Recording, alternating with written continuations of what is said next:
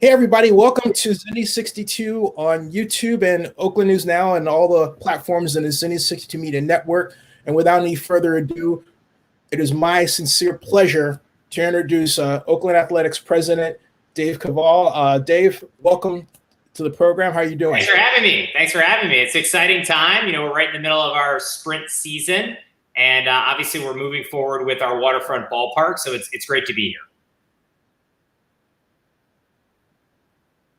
And it's, if I may repeat, it is today, folks, it is the deadline for you to get in your cardboard cutout. Mm-hmm. That you've got to just make sure you do that for the next season. And I want to congratulate you on being a master troller. Well, I try my best. Hey, sir, where are we with a project that I've lived with, in a sense, I would say since the year 1999, and that's Howard Terminal. It is shown by these beautiful photographs from the rootedinoakland.com website in the Bark Ingalls design. Where are we with this facility right now?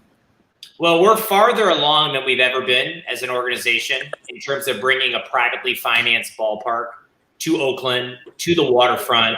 We have these incredible renderings that people have seen that's been, obviously done by B.R.K. Ingalls, who's a world-renowned architect, with a lot of input from the surrounding community, from key stakeholder groups. We're really proud of the design that we have. And we're in the process of getting the approvals. The big thing right now is negotiating a development agreement with the city, getting the environmental reports done, out on the street and approved, and then finalizing all the other agency approvals, the Air Board, the Bay Conservation and Development Commission, the State Lands Commission. There's a lot of approvals required to build on the waterfront, rightfully so the project is done correctly. And we're weaving our way through all that, approaching a final approval sometime next summer at the Oakland City Council. And how has the pandemic impacted all of this? Well, it's had a real impact. It's hard to have in-person meetings, whether it's planning commission, whether it's city council, whether it's the state lands commission. And so that's necessitated a lot of Zoom meetings. It's also meant that we've had to put off some of the public engagement. And we've had to kind of shift our work plan in 2020. There's more focus on the bilateral negotiations with the city, with the port, with the state lands commission, and less on the public outreach. So people might not be seen quite as much, but kind of like a duck on a pond, the legs are moving underneath. There's a lot going on, but it may not appear that way. But it's getting ready with all the key work, all the key decisions, so next year we can take that final vote, like I said. And I had Mike Jacob, who represents the Pacific Merchants, and he provided a view that seemed to point the need to more conversations and planning. How is the relationship with the Pacific Merchants at this point, from your perspective? Well, I think it's important to remember that about a year and a half ago, the Port of Oakland, who is the key body that decides, the Port Commission, on the future operations of all the port infrastructure, they voted unanimously that this 2% of all their land, which is Howard Terminal, that hasn't been used in 8 years, could be converted into really commercial and a ballpark use. And so that was an important step. We wanted to have that vote early on to ensure that we could have a coexistence with the maritime users, that we would not impact their operations, that none of the high-paying union jobs that come with the port would be affected. And we believe strongly that that's the case. And so we think that while obviously additional input from the maritime community is essential, we feel that we kind of passed that key gating moment, back in 2019, in May of 2019, when they took the unanimous vote. So I think that's very important for people to understand. And then secondly, that we continue to have dialogue with all stakeholders. We've been open and transparent about the process. We've had the We Are Rooted website for several years now. We've had hundreds of public charrettes, salons, meetings, town halls, and received a lot of input on the project that we've incorporated into the design, into the community benefits agreement that's being negotiated right now, and into all of our dialogue with the city of Oakland. What are you learning from community benefits meetings, which there have been many? Well, I mean, it's a wide variety of things. First of all, it's a privately financed ballpark. I mean, in previous iterations, the city and the county had to pay for these facilities. You know, if you look at the Coliseum right now where we play, Oracle Arena, all those facilities were publicly financed. And now you have a situation where 2 of the 3 teams have left, and there's still debt that's piled up for all these years from financing that. So that's a model that we're kind of casting aside. We're looking at a privately financed model, like what we did in San Jose with our soccer stadium. And we think that can be a win for the community. It can ensure that the general fund is not impacted. And it can ensure that we have this incredible community asset, which is the baseball team, for many more generations. Well, let's talk about redevelopment. But before I continue, I just want to introduce, he'll ask a question later. Richard Hike is our beat vlogger. He's the guy that really gets the Zenny 62 media way of it. So Richard, welcome. But back to financing.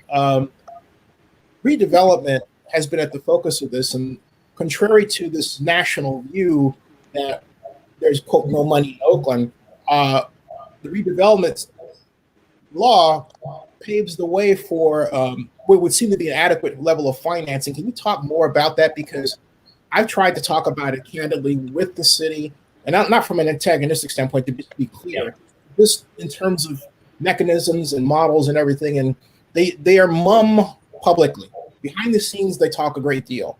And what we've calculated, to come to the chase, is a potential for, this was pre-pandemic, over a 40-year period with a modest rate of growth in assessed value, if it's $2 billion at the base year, $1.4 billion by the 40th year in terms of financing, that to be pulled from. Now, how it's used is, of course, up to you and the redevelopment agency in concert. But where are you with the financing? Are you satisfied that that part of the pieces are complete? And I know, of course, there's sponsorship, but give us a picture of that, because it's seldom talked about.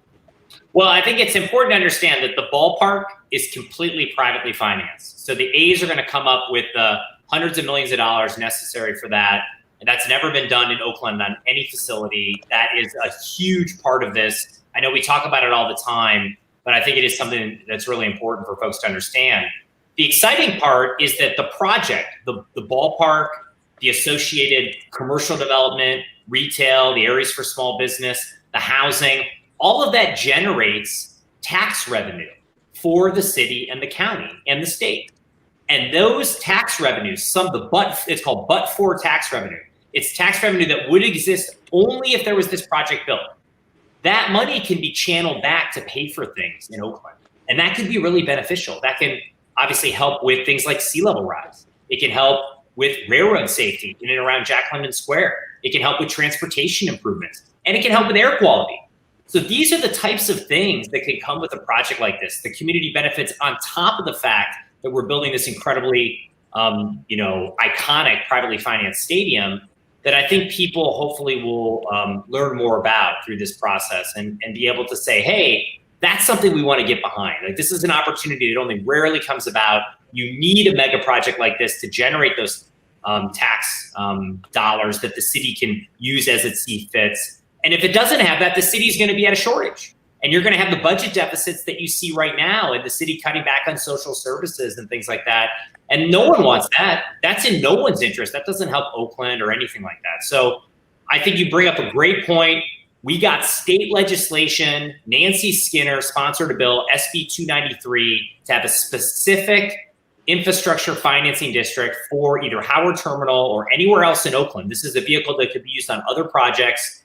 We led the effort on that bill. It passed last year, mostly unanimous votes everywhere. It's a big winner for Oakland, and it'll be a key centerpiece to making this project not just a win for the A's, but a win for the entire community. And I'm glad you said that, because in what I was trying to explain to people, Dave, is that if this project is valued at $2 billion, that becomes the base year assessed value. If you find an additional $500 million in property around it for the base year, and it accelerates, and we get back to the rate of growth. The rate of growth in assessed value in Jack London Square has been 7%, right? For a few years. Which is, if you just do a calculation at 4%, wow! I mean, the returns are incredible. But the law if you actually read it in detail, and I find a lot of people don't, it allows it for be used for military bases, for other areas throughout this Oakland. So yeah, you're absolutely right. And it is a but why doesn't the city do more education about this? Because I tried to explain it, just to try to show you what I was after. I tried to explain it, or I asked Oakland Councilmember Nikki Bass if I could explain it to her group because no one else wanted to talk about it or knew about it. And they said no. And Carl Chan just said, don't say anything, Zinni. I said, why? This is a good thing for the public. What's going on? Well, it's hard to say. I mean, I think, for some people, they might just not fully understand it. It can be a little complicated. But I think it's a great vehicle for Oakland, for our community. Remember, there was redevelopment, and that wasn't a perfect thing, but it funded things like affordable housing, which obviously has been in a huge shortage since that went away.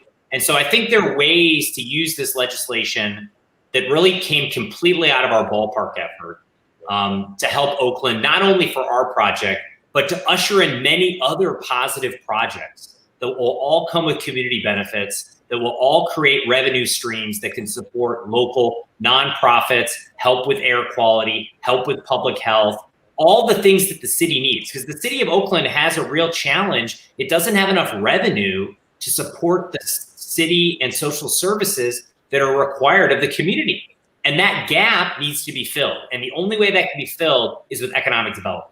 And one of the centerpiece projects is our ballpark at the waterfront with the associated development around it. It can be done in a way that ensures that the people who are living there now can have a real stake, an equity stake in the future, can be part of it. That's why we have this groundbreaking community benefits process that we're going through.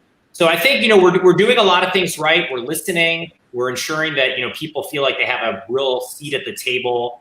But these things take time, and that's why we're working through the process. We've had COVID. But to actually be on track for next year of final approval, we actually feel pretty good about that. I mean, there's a lot of things that have been in our way or twists and turns along the way, but we feel confident that we can get to that next year and get this project going and get a shovel in the ground, get those people out there, almost 3,000 construction jobs, 6,000 permanent jobs, $7 billion in economic impact. This is one of the biggest projects in the history of the Bay Area. So we're excited about where we are. Hey, before I go too far, Richard, do you have a question for Dave? Mm-hmm. You're kind of hitting a lot of the points that I was looking at. I think as a bigger, I know payroll issues are not your thing. You don't deal with player acquisition and such. But how does that help move this forward as far as getting fans involved, getting that money, whether it's ticket sales or better TV deals and that such. How does that come into play? Well, that's really one of the key reasons we're building the new ballpark. The new ballpark brings a better fan experience, so it drives higher attendance. Two, it allows us to greatly enhance our revenue base as a organization, and it allows us to have all these other economic benefits for the community, because you're going to bring 2.5 million people to the waterfront in Oakland, creating all this economic activity. But for the baseball team, it means we can have a much higher payroll. In order to compete in a 2-team market with the Giants, who also have a waterfront stadium, we need to be able to have higher payrolls. Right now, we've really been handcuffed because of the Coliseum. We don't control all the revenue streams. We don't draw the number of fans that the Giants draw at the waterfront, and we need a more competitive product. And we've actually had very good products on the field, if you guys know that, and we've still struggled to draw. That goes all the way back to the 70s. If you look at Charlie Finley and things like that. So in the modern era, where entertainment is, where people are looking to invest their dollars, we need a new stadium. We need a fan experience that's more conducive to that. And that's why we're doing it. So hopefully, when we get the new stadium, we can have the higher payrolls. We can keep our talent much longer. We can compete for more World Series. We've never had a problem developing young talent. Look at the team now. Matt Chapman, Matt Olson, Sean Manaea, Ramon Laureano. We're exceptional at that. Billy Beane, David Forrest, they're the best in the business, in the whole industry. It's just about having the resources to retain that for the long haul. And that's what this stadium is all about. And I think long-term, it's going to be well worth it to achieve that. Speaking of the Coliseum, what is the plan for the Coliseum? And I want to throw in a slider. Is it possible at all? This is just a beg to put the stadium on the National Register of Historic Places and make it a kind of entertainment, virtual reality shrine or something like that. That's just me talking, you know. Well, I mean, we love the arena. I think the arena can be a long-standing staple for the entire Bay Area. There's so much history, obviously, that's been there. I think in order for the entire site to be kind of redeveloped in a way that can benefit East Oakland, you really need the space where the current Coliseum, the baseball stadium, is. So in order to put affordable housing, job-generating activities, retail, grocery store, all the types of things we have kind of in the plan, open space. And if you go to wearerooted.com, it has the whole plan for the Coliseum. You need that space. And we really want to keep the arena. We think it can be great for concerts, great for public events. I think it's iconic in its kind of structure, like you said.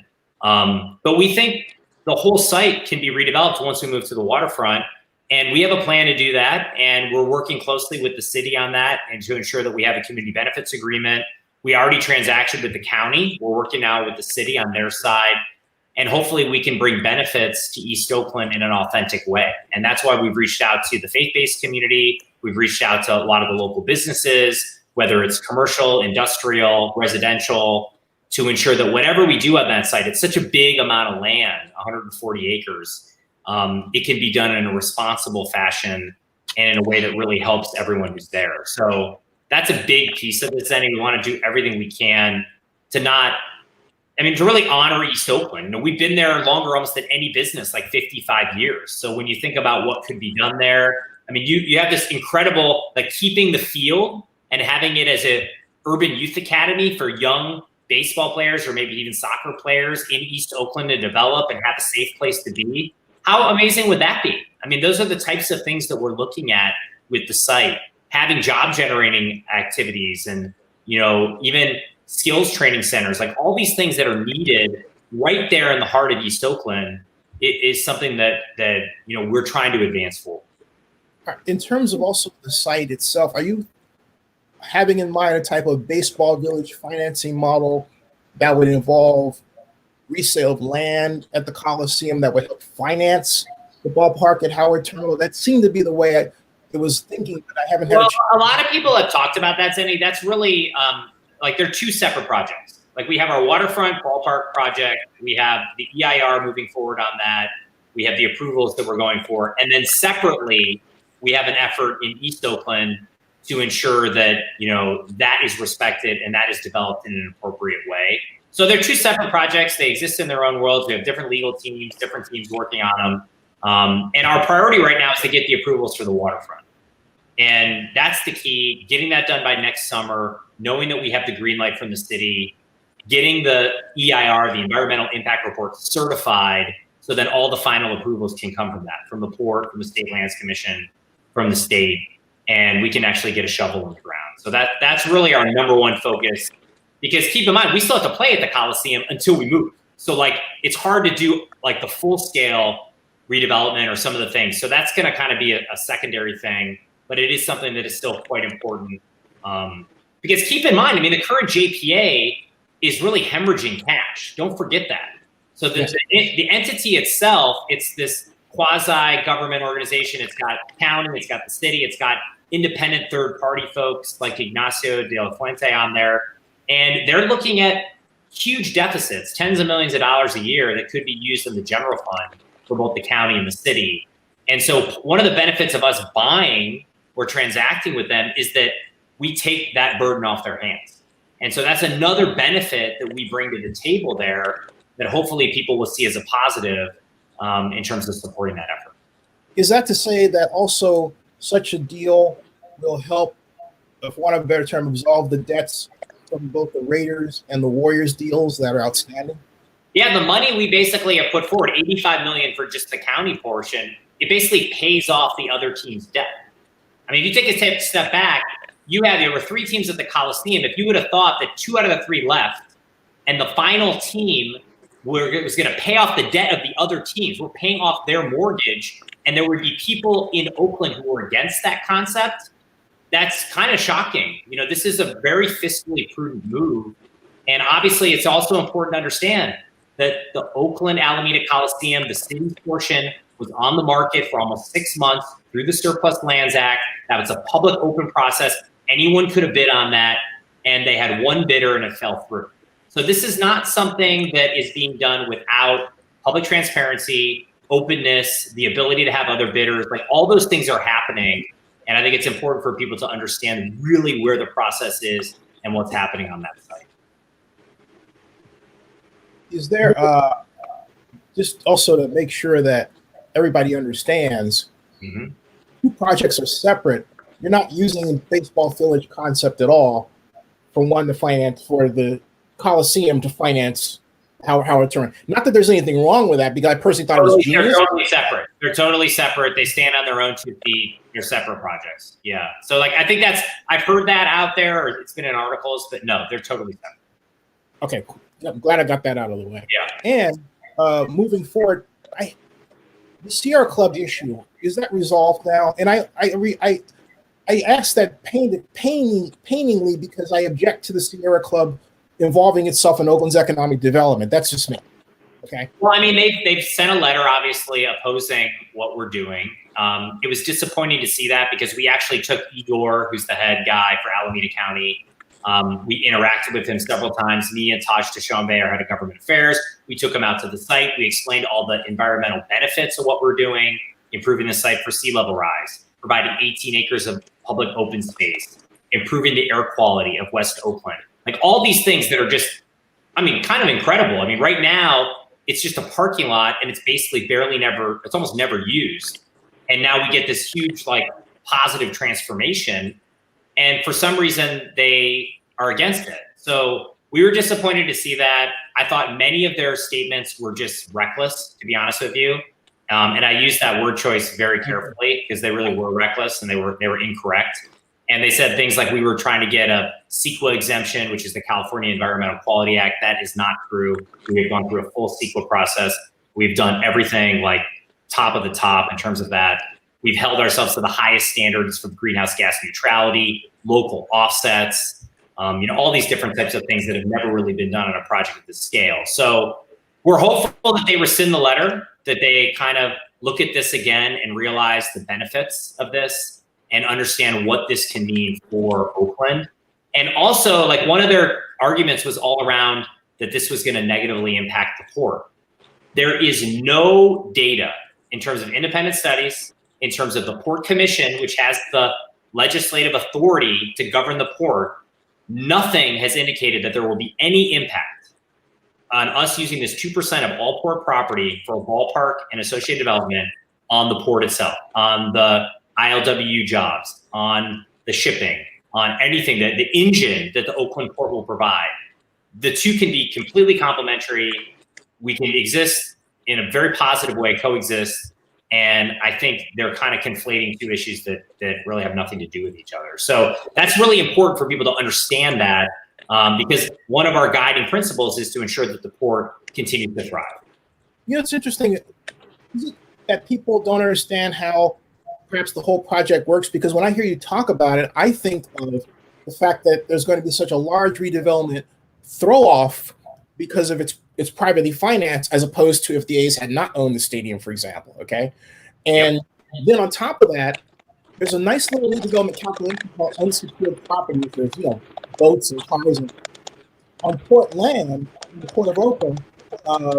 Guess what? That is higher by a factor of 6. And that's from my experience working for the city of Oakland doing that type of calculation, right?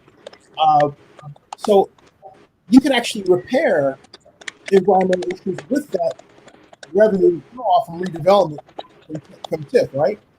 That's right. So that money can be reinvested in the community in a positive way, and the city can decide the best way to do that. That's what our development agreement stipulates, where those investments will go. Infrastructure, affordable housing, other community benefits, just to fund the general fund of the city. That's stuff that we're negotiating with Betsy Lake, who's the chief negotiator, Molly Mayburn, who works with her.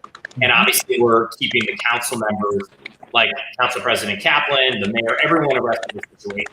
So this is a big deal for Oakland to have a project like this. Other projects of this scale, like the Kaiser project, have fallen through, since COVID.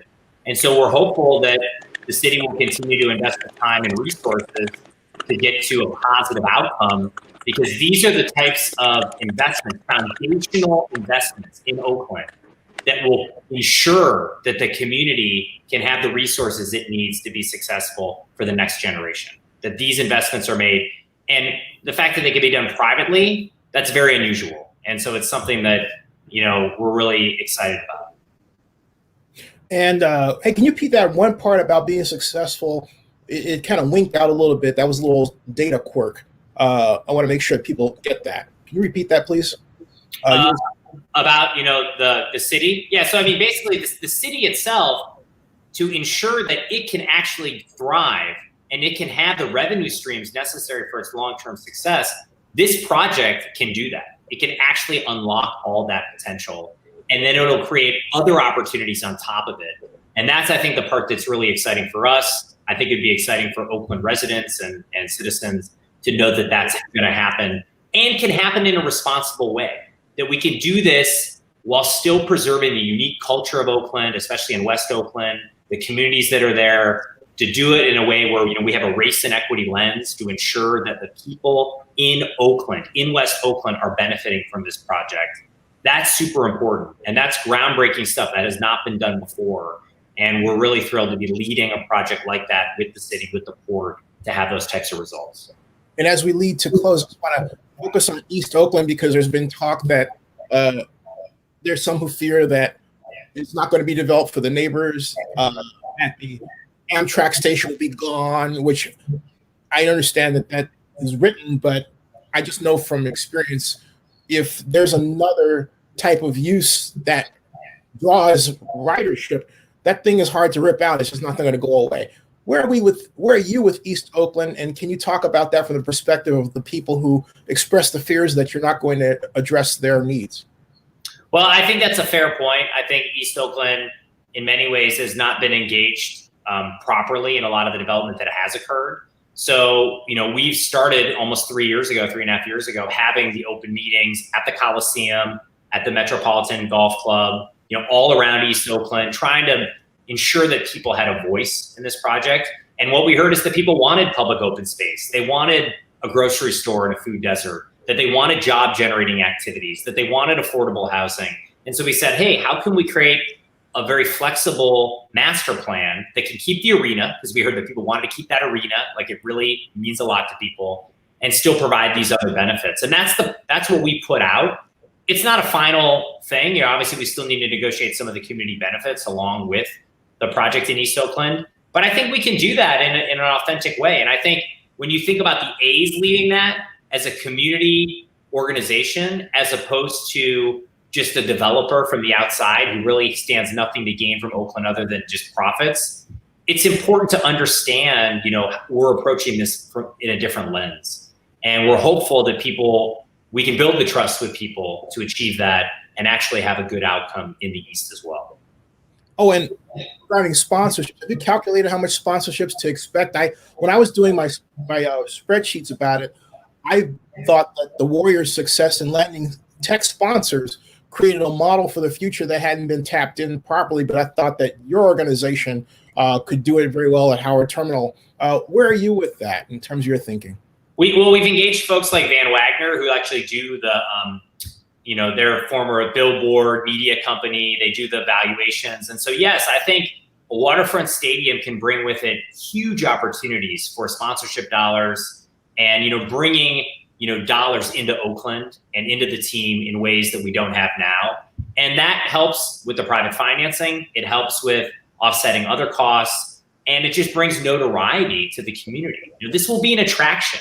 This will be something that people travel to see, especially with this iconic international design of BRK Ingles. It has a rooftop park that people can use 365 days a year.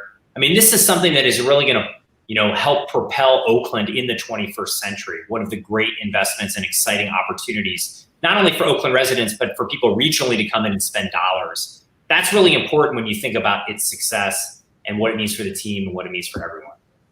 Hey, so in closing, I'll bring Richard back, and we can thank you very much for being here. Oh, it's great. Yeah. And we will come back to you. And Richard, you have any final thoughts you want to say before? I did have a question that I kind of wanted to ask here. Was I know you're kind of still working on the Coliseum side about what you want to do with it.